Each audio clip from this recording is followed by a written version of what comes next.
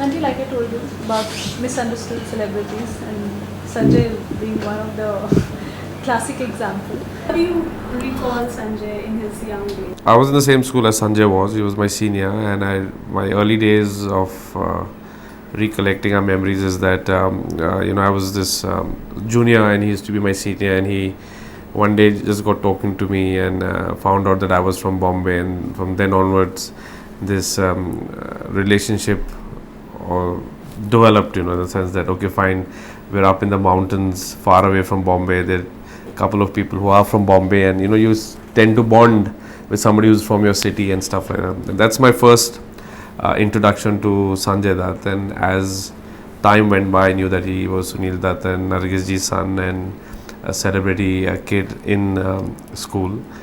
But that's about it. And then he passed out, and we lost touch. And then years later, when I passed out of school, Sanjay had already become an actor by then, and he was the heartthrob of the nation with his droopy eyes and stuff like that.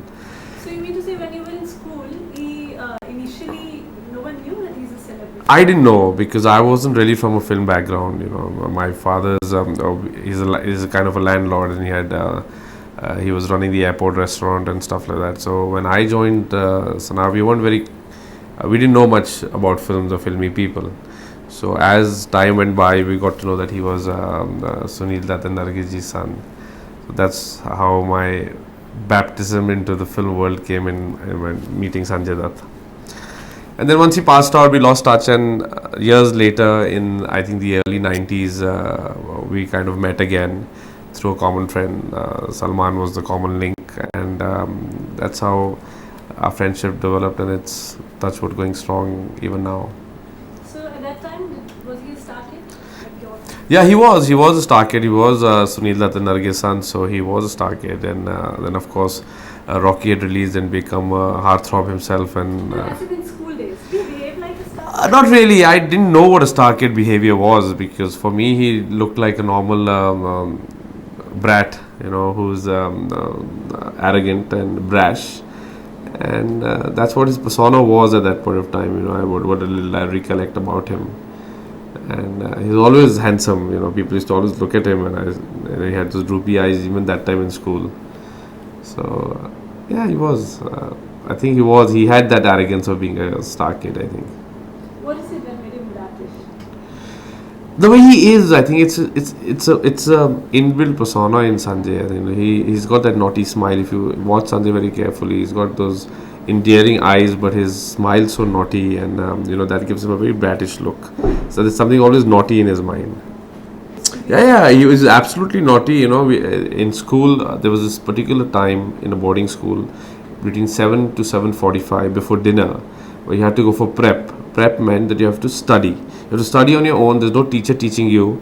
All students are sitting in a class, and the juniors had to sit in their class, and the seniors were allowed to come and sit in a particular class, whichever class they wanted to come and sit in. I remember Sanjay sitting in our class continuously for a very long time, and he knew the time period. When the vice headmaster used to come on his rounds, and that guy was damn strict. His name was Muchu. We used to call him Muchu because his big muchus, mustaches, and he was damn strict. So 5 minutes before his arrival and 5 minutes after his departure, everybody used to be seriously, studying. But before that, people are reading comics, somebody reading books, and Sanjay used to be playing darts. He used to love playing darts. So he used to be an absolute prankster, I remember. He used to make us laugh in those 45 minutes that he used to be sitting at the back, and he was creating mayhem. Though softly, he couldn't be loud because the whole school would have heard what you guys are doing, but he was a prankster totally in school. Even indirectly, so if you could just... Yeah, I just felt that I guess he was a great father who had certain principles and ideals, and let Sanjay lead his own life, take his own decisions, never interfered with them. But at the same time, he was there for Sanjay. He was Sanjay's pillar of strength. I remember the times when Sanjay was sent. We used to. We didn't know what much was happening about Sanjay at that time, but his sisters, his family, his father they were always there for Sanjay. He was Sanjay's pillar of strength and his bouncing board, and he knew that he had somebody to fall back on if he was going through his hard times, and that's how was always there for him. So in the little that you once saw that there was this great respect for his father, and at the same time the father gave his son enough independence to lead his life the way he wanted to. So I think that's a great combination between a father and son. Arm's case, of course. When you first heard, what was your initial reaction? My reaction was that it's a mistake, because I know Sanjay and his family and his sisters, and they they've given so much to this country. They're part of this country. I remember Sanjay used to mention to us about his father's troop, the Ajanta troop that used to go to the border areas and entertain the Jawans during the 1971 war, when Nargis and Dutt used to go, and so, Sanjay as a young kid used to accompany them.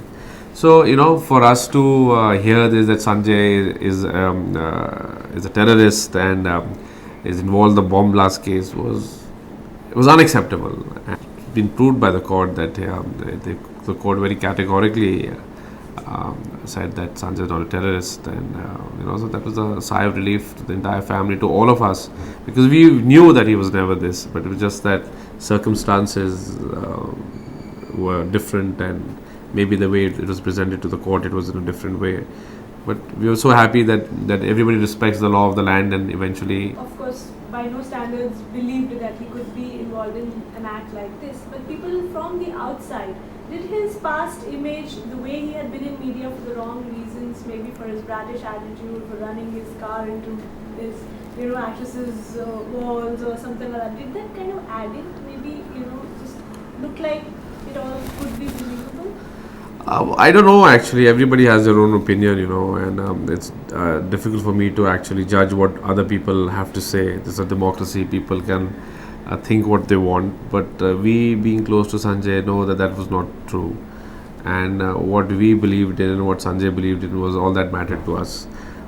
See, the problem in our country is that once you're a celebrity, it becomes a media circus, and the media itself has progressed so much. There were 3 or 4 channels, to there are more than 100 channels, so it becomes a kind of a TRP for them to actually malign a celebrity as much as they can, so that they get their eyeballs. I always say that a celebrity is caught in his own celebrity status, because had it been a common man, the media would not have taken so much interest in him as much as they do in a celebrity. So I guess it's some people look at it the way you're saying, that maybe his baddish image had something to do with people's opinion that maybe he was involved, but that's not the truth. You can have any kind of an image, but to be branded a terrorist takes a lot. So eventually the people of the country and the world were made aware through the Indian judicial system that Sanjay is not a terrorist.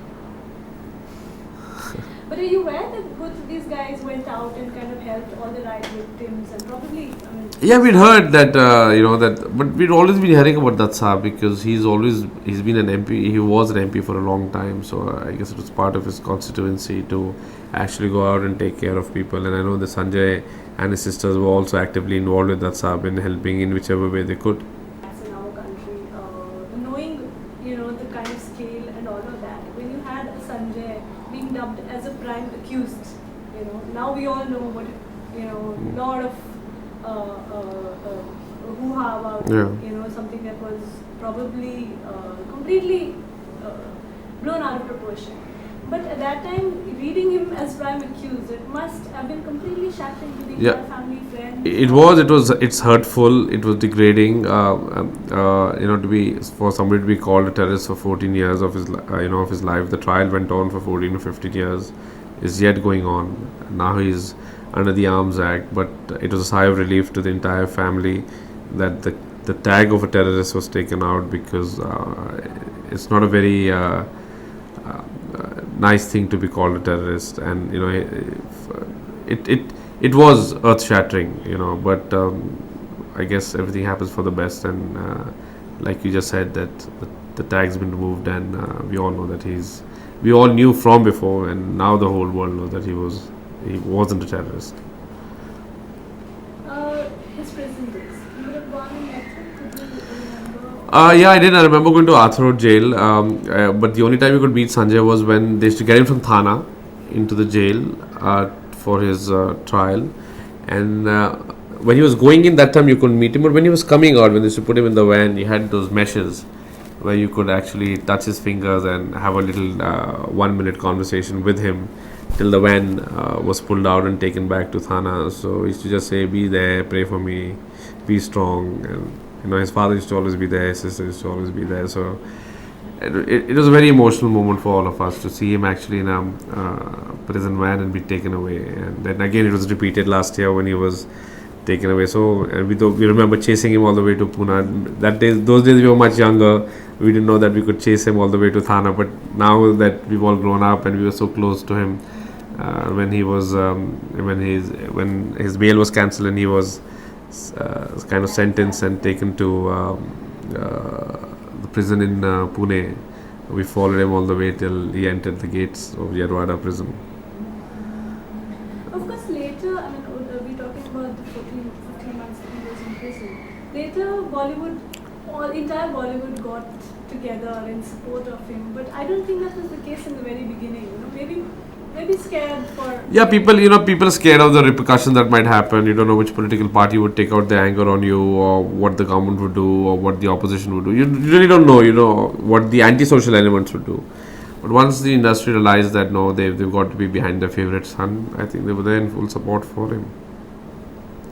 Would you remember any of this pro-Sanjay? Yeah, I remember we all went to the Thana jail and we were standing with placards and everybody was there. The entire industry was there and they were screaming and shouting and there was protests for Sanjay. And so it was the whole, that's the good part of the film industry is that when they unite, then they're absolutely united, and and that's something that you rarely see. And they were all there in full support for Sanjay. A little aggressive otherwise, and kind of mellow down and understand that he could really be in a system where he has no control of.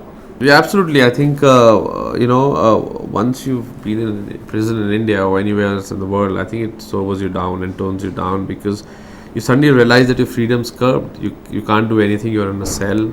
The only thing that you can make in contact is with air and water, and there's nothing else you can do. Read the newspapers or read books. That's all that you can do. And so I guess it sobers you down. It strengthens you that life could be really difficult if you are in a prison cell.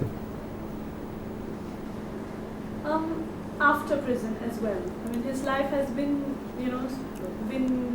around court hearings, around this is where he can, in the beginning I assume he was not even allowed to step out of Bombay, or even Thane was, Yeah, there are restrictions. The court has restrictions. Your passport's got to be with the court. Every time you travel abroad, you've got to take permission from the court.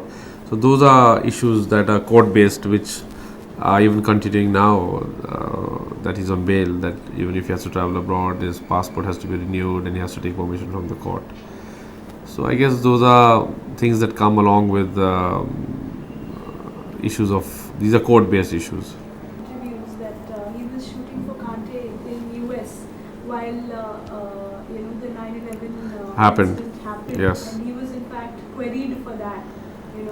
So the very idea of traveling with the tag of a terrorist and being seen with a suspicious eye must really hit him. Yeah, it did. In fact, we've done a couple of world tours in which Sanjay had actually, it was after 9/11 that we had done a tour with Sanjay. It was now, I think, in 2003 with Salman and Sanjay and everybody. And he had that tag of, he was not convicted, but he was involved in the bomb blast, as they said. So, when we were going for his US visa, I remember that we were coordinating the entire show, and we had to go for a special meeting to the consulate because they wanted to meet Sanjay, and because you read about Sanjay in the papers and stuff like that. But they were sweet enough, and they gave him permission to travel to the United States and do the shows and entertain the people there. But yes, I believe even when during 9/11 I didn't meet him. He was shooting in LA, and 9/11 had taken place, and on the sets of Kante. They were doing that song Chodna Ne with Amit Ji and all the guys together in a warehouse. It's quite a somber scenario at that point of time because 9/11 had happened, and it was obvious that Homeland Security would try to get to Sanjay at some point of time and ask him. Thank you so much. Welcome.